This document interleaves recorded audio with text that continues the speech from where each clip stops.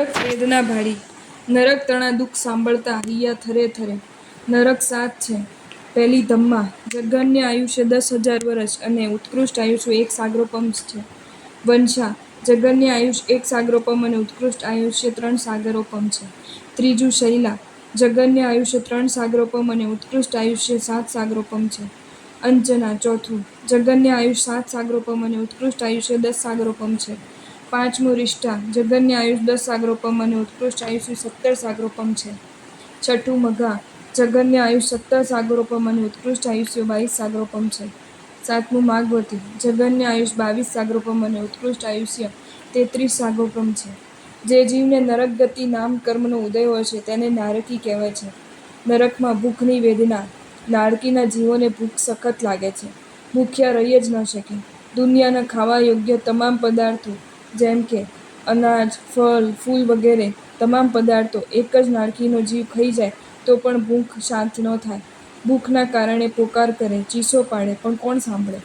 નરકમાં તરસની વેદના, વિશ્વમાં રહેલા તમામ કૂવા, વાવ, તળાવ, સરોવર, નદીઓ, કુંડો વગેરેનું બધું જ પાણી એક જ નારકીનો જીવ પી જાય તો પણ એની તરસ ન છીપાય. કંઠ, તાળવું, જીભ અને હોઠ કાયમ સૂકાયા કરે. નરકમાં શીત વેદના, મહા મહિનાનો દિવસો હોય, હિમાલય જેવો પ્રદેશ હોય, સુસવાટા મારતો પવન વાતો હોય, ઉઘાડા શરીરે બરફની પાટ ઉપર સુવડાવવામાં આવે, પાછો શરદી, ખાંસી, કફનો દર્દી હોય અને જે સ્થિતિ એની થાય એ કરતાં પણ નારકીના જીવની ભયંકર હાલત થાય. નરકમાં ઉત્પન્ન થતાની સાથે જ નારકીના જીવોને ત્રાસ આપવા, ભયંકર ત્રાસ આપવા, હેરાન પરેશાન કરવા માટે ચારે બાજુથી પરમાધામી દેવો ગર્જના કરતા દોડતા આવે અને ભયંકર ત્રાસ ઉપજાવે અને ભાલા, તલવાર, ધારિયા, ચપ્પા વગેરેથી નારકીના જીવોના ટુકડે ટુકડા કરી નાખે અને કુંભામાંથી બહાર ખેંચી કાઢે. જમનું કોઠી જેવું સ્થાન કે જેનું મુખ સાંકડું અને પેટ મોટું હોય તે છે તે કુંભી કહેવાય છે. પરમાદેવી દેવો નારકીના જીવોના શરીરમાંથી ચામડી, માંસ વગેરે કાઢીને અગ્નિમાં પકાવી તેના જ મોઢામાં ખવડાવે, તેનું જ લોહી તેને પીવડાવે. પરમાધામી દેવો નારકીના જીવોને એટલો બધો ત્રાસ આપે, આ ત્રાસથી બચવા 500 યોજન ઊંચા ઉછળે, ઉછળીને પૃથ્વી પર પટકાય, શરીરના ટુકડે ટુકડા થઈ જાય. ભવની અપેક્ષાએ માનવ ભવ કરતાં દેવભવ ચડી જાય. મનુષ્ય જન્મ ત્રાસદાયક, 9 મહિના ઊંધા મસ્તકે લટકવાનું, ભરપૂર પીડા, જ્યારે દેવભવમાં કોઈ પણ પ્રકારની પીડા ભોગવ્યા વિના મખમલી શૈયામાં 16 વર્ષના નવયુવાનની જેમ ઉત્પન્ન થવાનું. માનવ ભવમાં જન્મ પછી ગમે તે અવસ્થામાં ગમે તે રોગો આવી શકે. જન્મતાની સાથે પણ રોગ લઈને અવાય. શાતાવેદનીય કર્મના કારણે કદાચ રોગ ન પણ થાય તો પણ મળમૂત્ર અશુચિનું સતત પ્રોડક્શન ચાલુ. દેવકાય સદા નિરોગી. માનવ ભવમાં ગમે તે ઉંમરે મોત આવે.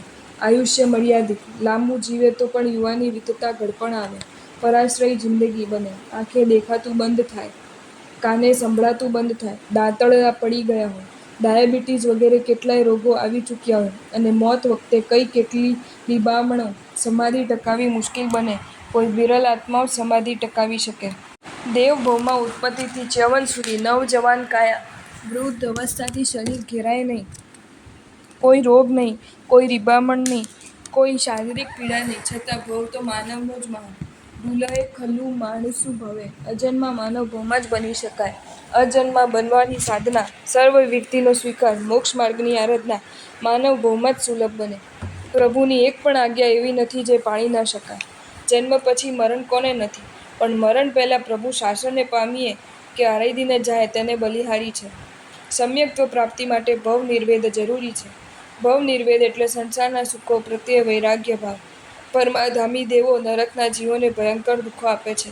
તલવાર જેવા તીક્ષ્ણ હથિયારોથી એમને ચીરી નાખે છે, ભયંકર અગ્નિમાં નાખે છે તો અત્યંત દુર્ગંધ મારતી વેતરણની નળીમાં ડૂબાડે છે. માનવ શરીરમાં 3.5 કરોડ રોમ છે. રોમે રોમે 1.25 રોગ સમાયેલા છે. માનવ શરીરમાં રોગો સૂતેલા છે, મર્યા નથી. સિદ્ધપદ એટલે પૂર્ણ હદે હવે કોઈ પદ પામવાનું બાકી નથી. સર્વ દોષ, સર્વ પાપ અને સર્વ કર્મનો ક્ષય શાશ્વત કાળ માટે. આગળ વધવા, ઊંચા આલંબન લેવા. આ 10 વસ્તુ મળવી દુર્લભ છે.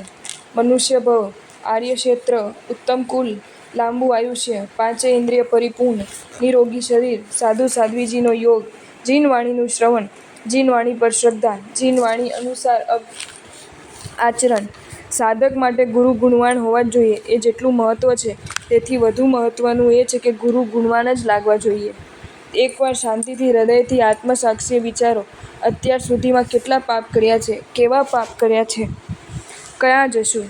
મોક્ષના લક્ષ્ય સાથે ક્રિયાઓ કરવી અને ક્રિયાઓ દ્વારા મોક્ષનું લક્ષ્ય સાધવું. જમ નરએ નેરિયા દુહાઈ પાવંતી ઘોર અનંતાઈ તત્તો અનંત ગુણીએ ની ઓગ મજ્જે દુહમ હોય.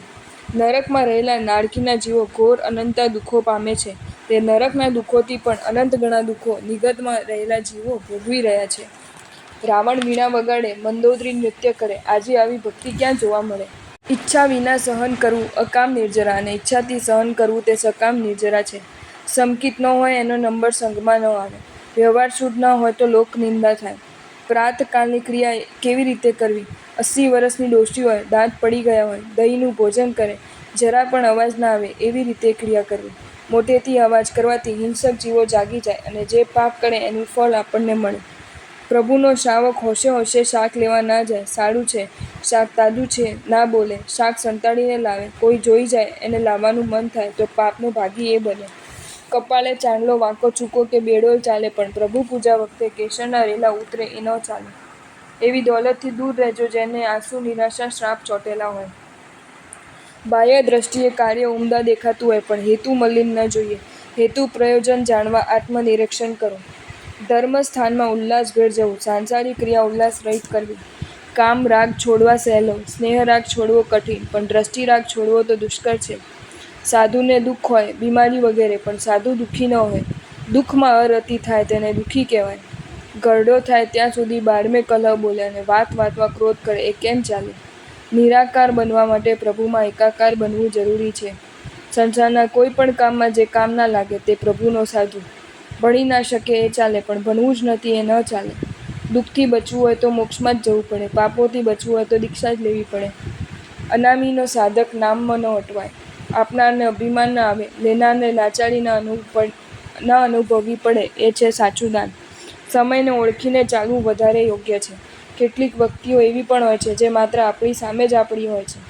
પાપનો સ્વીકાર જેટલો મોડો કરશું તેટલી સજા મોટી થશે, નુકસાન વધારે થશે. થઈ ગયેલા પાપનો સ્વીકાર કરો અને ગુરુ મહારાજ પાસે પ્રાયશ્ચિત કરી શુદ્ધ બનો. જો તમને આ વિડીયો ગમ્યો હોય તો આ વિડીયોને લાઇક કરો અને શેર કરો અને આવા જ નવા વિડીયો જોવા માટે જૈન ફેક્ટ્સ એન્ડ સ્ટોરીઝની ચેનલને સબસ્ક્રાઇબ કરો. ધન્યવાદ.